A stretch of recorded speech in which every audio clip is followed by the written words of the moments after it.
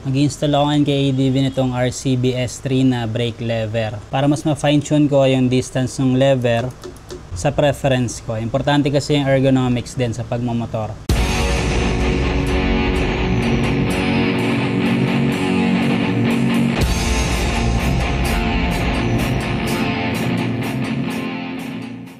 Itong lever na to, pwede to sa ADB 150, 160, PCX 160, tsaka sa Click 160 na ABS. Yung available sa Pinas ngayon na Click 160, hindi siya pwede kasi hindi siya ABS. Pang disc brake din kasi yung likod nito kasi yung Click natin ngayon is drum brake pa yung likod. So ADB lang tsaka PCX 160 na ABS parehas. RCB S3 lever. Product authenticity check. Meron siyang code dito. Pero yung nabilang ko naman ito sa Shopee is official distributor talaga ni RCB. Ito yung levers front and rear. Ang nakalagay dito is ADB 150 pero pasok siya sa 160. Meron ding label na left tapos sa kabila right. Kasama siyang sticker. May keychain din nakasama tapos sticker ng nabilan ko nito. Ace Precision. Made in aluminum siya tapos itong adjuster niya yung pang fine tune mo ng distance ng lever. Depende sa haba ng daliri mo. Yan, kita niyo yan, lumulutang siya.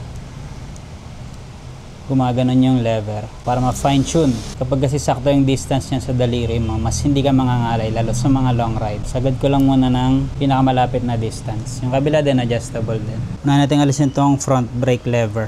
10mm dito, bolt, tapos 10mm din sa ilalim yung nut.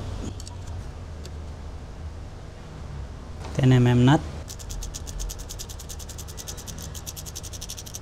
10mm brake lever pivot bolt. Tapos matanggal na natin to. Stock na front brake lever. Linisan ko na din syempre. Tanggalin natin yung mga grasa. Ginagrasahan ko kasi itong pivot bolt para smooth lang lagi yung movement niya ng lever.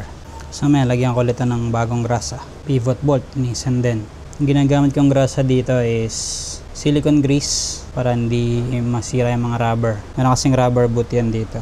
So may repair kit. Okay na to, malinis na yung pivot bolt tsaka yung lagayan ng lever sa brake master. Yung haba nila almost same lang, parang magkasinggaan lang din. Stock lever to tapos nabubura na yung pintura dito, kape preno. Kaya ako naisipan bumili nito yun nga dahil adjustable siya. May nakita rin akong nag-vlog nito ng long term use, hindi nagfe-fade yung kulay itong pintura sa aluminum part. Pero syempre tingnan ko din kung magfe-fade siya katagalan or hindi talaga. Pati yung distance niya dito pares lang talaga. Ito yung tumidiin sa preno natin. Ito, nagpe-press yan dito para kumagat yung preno. Tapos ito yung kumakalang naman sa brake light. Pag kumreno kang ganyan, mag-engage yung brake light mo, yung button madi-depress. ADB 150 right side, kabit na natin. Ito yung gamit kong silicone grease, Hardex silicone grease. Lagyan natin yung mga kailangan lagyan, yung pivot points tsaka yung contact points. Ito lagyan ko to, konti lang, sakto lang. Tapos yung brake light switch, dito ko na nang lagyan. Contact points, yung papasukan ng pivot bolt, itong loob. Tsaka yung pivot bolt mismo. Punasan na lang natin yung excess mamaya. Shoot lang natin yung lever dito, tapat natin sa butas. Lagyan natin yung pivot bolt. Hand tight natin hanggang pumasok siya dun sa thread. May thread yan sa ilalim. May pumasok, gamitin natin ito. Yan, pumasok na siya sa thread. Ang torque nito kasi 1 Nm, pero wala akong ganong setting sa torque wrench ko. Tansyahin na lang natin or konting higpit. Dapat lang muna natin. Ang lapat na. Tapos konting higpit. Then punas yung mga excess na silicone grease. Kontray natin dito. Tapos higpitan natin ng 6 Nm. Ayun yung torque niya based sa shop manual ng ADB 160.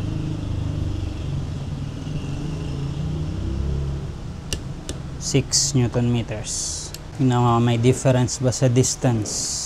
Mas malapit lang siya ng konti or parang same ng stock. Pero ito adjustable nga siya. So pwede mong ilayo kung mas mahaba yung daliri mo. Hindi, parang mas malapit siya. Ito ko yung kumpara sa kabila eh. Mas malapit pala. Malapit siya ng konti. Lumapit siya. Mas okay nga. Konting pigaan na lang ngayon. Hindi na masyadong malayo yung daliri ko. Kasi nga pwede nyo adjust clockwise. Lalayo siya. Pa-fine tune mo yung ergonomics. Kung gusto mo malayo, malayo yan. Pero ako dun lang ako sa pinaka sagad. Mas gusto ko kasing mas malapit. Sakto lang kasi yung haba ng daliri ko. Medyo mahaba ang konti. Mas malapit. Bit naman natin yung kabilang side. Tanggalin naman natin tong rear brake lever. Ito, meron akong park brake lock dito. So pinalitan ko na yung bolt nya, yung kasama nito para ma-install mo. Ito naman yung stock na pivot bolt. Flathead screw yung pangtanggal niya. Yung kabila is 10mm. Tingnan ko kung makakabit ko to kung hindi uubra. Ito ay kakabit ko. Yung brake lock. Allen key. Kontra tapos 10mm na bolt dito sa ilalim. 10mm bolt. Tapos yung bolt nitong brake lock. Yung pivot nito, merong cylinder na lagay sa loob. Yung nasa loob na yan, nakashoot doon. Yan yung pivot nitong lever. Yan mga tagad. Sakto kasi yung size dito ng lever. Siya yung gumaganon-ganon dito. Yan. Ising ka muna. Yung haba niya, same lang din ng rear brake lever. O same na same lang din ito. Dito kumakalang yung brake light switch. Lagyan ko na lang ng silicone grease yung mga contact points din. Itong part na to, yung suta ng pivot bolt. Tapos itong pivot ng brake lock. Try ko lang. Pag hindi gumana, yung stock gagamitin ko. Dito dapat nakapress ito bago nyo i-shoot. Yan, nakapress dapat yan. Tapos saka nyo isusot. Try ko muna ito. Parang hindi siya uubra. Tumatama siya dito. Pwede lalagyan ko ng spacer para umangat. May nakita na akong washer sa kanya. Alisin ko muna. Pakita ko sa inyo. Sinukat ko eh. Sakto naman yung clearance. Ito, makapal siya na black iron na washer. Sakto yung size. Lagyan na yung link nito sa description. Kung sakali na meron din kayong ganito. Meron din ako ng chrome. Pero ito mas bagay yung black iron. Sakto naman siya. Naipit niya yung pivot. Hindi siya lulusot. So ma-hold niyang ganon. Hindi aangat. Ito kasi yung nakaumbok sa ilalim. So kailangan makiklear niya para pag pinindot mong ganon, saka siya haharang or maglalak. Sakto na yung clearance. Shoot na natin. Yun lang feeling ko, baka maggasgas to. Ito kasi yung sa stock. Ayan. Ayan yung kinakalangan ng brake lock. Pero okay lang. Wala namang problema sa akin kahit magkagasgas. Di naman yan halata. Tsaka useful din naman kasi sa akin tong Spirit Beast na brake lock. Pagka nakahinto ako, kailangan mag-phone. Brake lock ko na lang para hindi gagalaw-galaw yung motor. Set ko lang yung adjustment nya. Lapat ko ng hand tight. 10mm bolt sa ilalim. Maiksi yung bolt. Papalit ako na mahaba. Palitan ko na siya ng mas mahabang Allen bolt. Medyo mas sobra pa nga siya. Pwede ko naman tabasin yan pero mukhang okay naman. Importante pasok lahat ng thread ng nut sa ilalim. 10mm tapos kontra dito. 6 Nm din ang torque.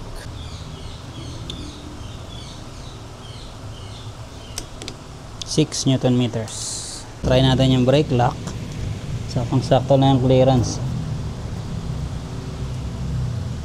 Hindi yata kaya.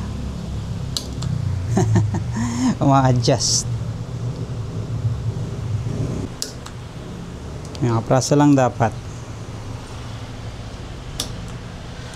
Itong brake lock kasi na to, hindi rin ito kakayanin pag sobrang incline, yung sobrang tarik.